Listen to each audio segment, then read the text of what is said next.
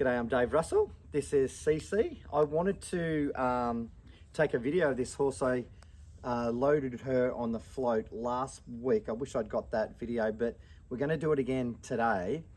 It's an angle load, so it's a little bit different. And this little horse was good at getting on the float, but as soon as she moved the divider across, she could rush out.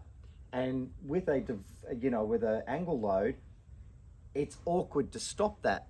So I'm just going to break down the process and how I go about trying to help a horse on the angle load, get them comfortable, moving across, getting the dividing door to swing across.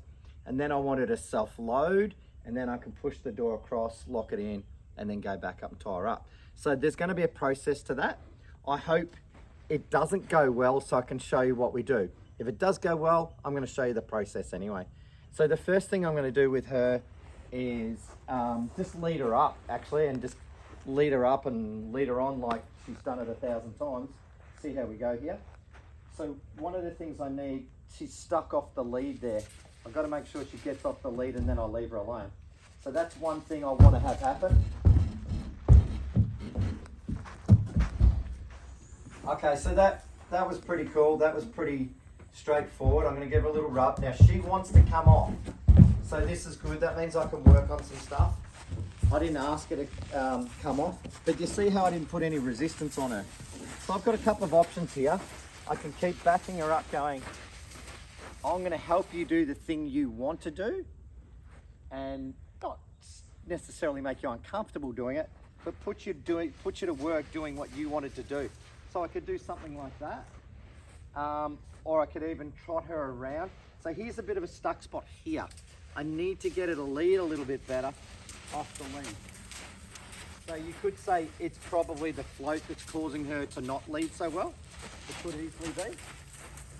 Could easily be. But either way, I wanted to get off that rope and I want to leave her alone.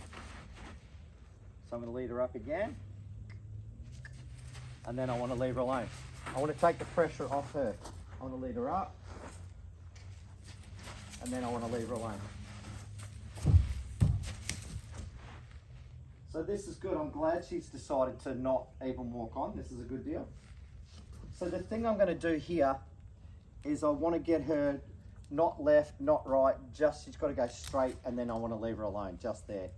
So I'm not trying to drag her on, but I can ask her, and then I can drive just a little bit.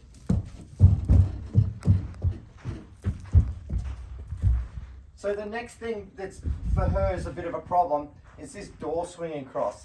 This can set her off and make her back up like that. So we go, oh, okay. So I've got a couple of options here. I can either leave it shut just a little bit so she feels it a little bit more claustrophobic when she comes in, or I can bring her in and then ask her to move across. I've got a couple of options there. So when I've got the feel in the rein here, I don't want to pull her on. I've got just the slightest little bit of feel in the rein, and then I can touch her to get off the feel. So I've got an option here of moving this across. Good girl. She moved across beautifully then. So she did that really, really well. If that wasn't going to go so well, I would have gone over here, asked her to move across with my hand, not use this at all, and then I would have asked her to move across. So she's remembered a little bit of this from last week, but I just wanted to kind of talk about it. So that went really well. So the next thing I want to be able to do from here is actually get her to self-load. So give her a lot of support. She's doing well. I'm just going to keep her focused this way and then leave her alone again. You're all right, Phil. So I'm going to get to the tailgate. Oops, hello. Come on, sweetie. Ask her to move. That's a face only a mother could love sometimes. A bit cranky there in the face. Ask her to move on. Good, that was pretty cool. So then you've got the self-loading bit. So I know that when I move this across, it's probably going to go really well because of the one I did before when I led her up the front there. Now she is a lad off. I have no problem with that. All right, split up.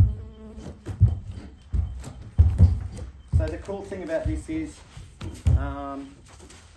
she's walking off rather calmly. there was some time ago where she would actually really panic and rush off. So that's why I don't kind of pull on them when they're running backwards. You're not going to be able to hold the horse anyway. You could put a little bit of feel on their face. Let's say that they were running backwards. You could put a little bit of feel on there, but nothing holding. And let's say they were still running off the float about here.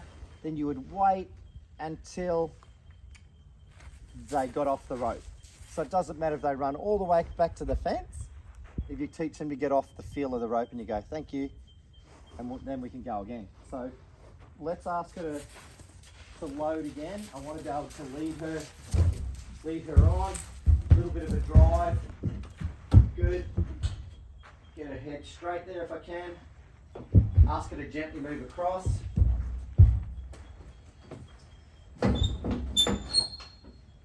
That went really well, so we can rub her and put it in. That's gone really, really well, but that's the process.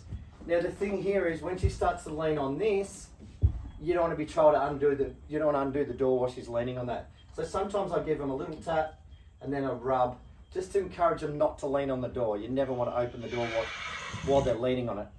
Just there. So I'm just going to get her off it and then a little rub there. It's a good tool to have in your back pocket to make sure you can get off that dividing door.